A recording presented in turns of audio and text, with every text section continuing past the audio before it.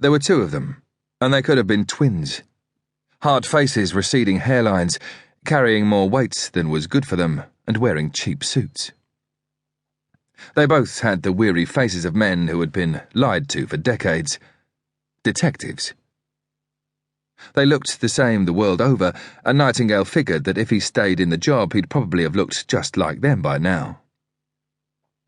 Nightingale had been escorted to the room by the two armed policemen and left there until the two detectives had turned up.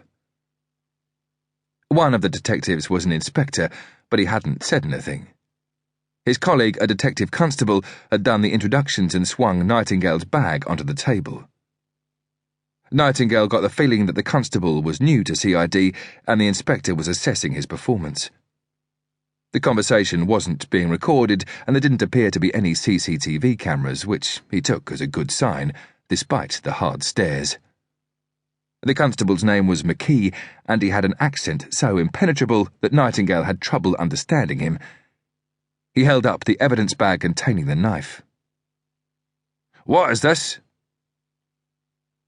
"A knife. A ceremonial knife. It's an antique." McKee wrinkled his nose as he stared at the knife.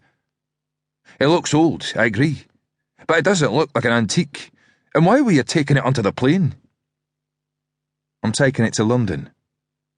"You know that you can't take knives onto planes." Nightingale held up his hands. "It was a mistake. An honest mistake. I'd forgotten it was in my bag, that's all."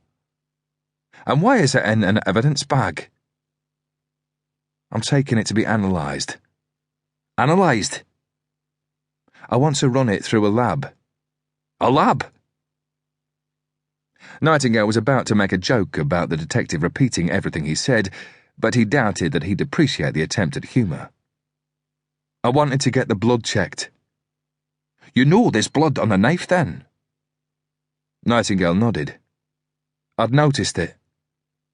"And can you explain how the blood got there?" Nightingale took out his wallet. "I'm a detective, private," he said. He handed over a business card. "The knife and the crucible are a case, evidence." The detective studied the card and then passed it to the inspector. "Evidence or no, you can't take a knife onto a plane." "Absolutely, I'm sorry. It was a genuine mistake. Look, I used to be in the job. I was a detective with the Met." "Where are you now?" He looked over at the inspector as if seeking his approval. The inspector nodded. "CO19, and I was a negotiator. If you need a reference, I can give you the name of an inspector who'll vouch for me."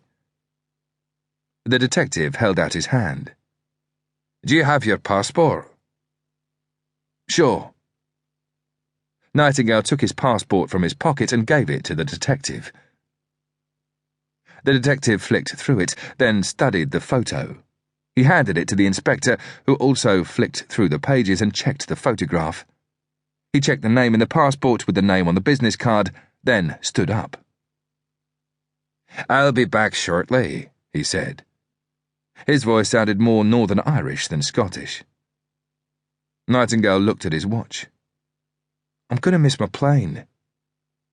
"We'll get you on the next one, Mr. Nightingale," said the inspector, "assuming that you check out." He went out of the room. Nightingale smiled at the remaining detective. "Any chance of a coffee?" "About as much chance of hell freezing over," growled the detective. "Good to know. Don't suppose I can smoke in here?" The detective stared at Nightingale silently, his lips a thin, bloodless line. Nightingale folded his arms and sat back in his chair. 5 minutes later, the inspector reappeared and gave him back the passport. He sat down and interlinked his fingers. "Well, a police officer you were, Mr. Nightingale. You left the Met under a cloud, but at least you didn't kill anyone." "That would be the silver lining," said Nightingale. The inspector pointed at the knife. "You said that the knife was evidence in a case. Would that be a criminal case?" Nightingale looked at the inspector and tried to smile as amiably as possible. Lying to police officers was never a good idea.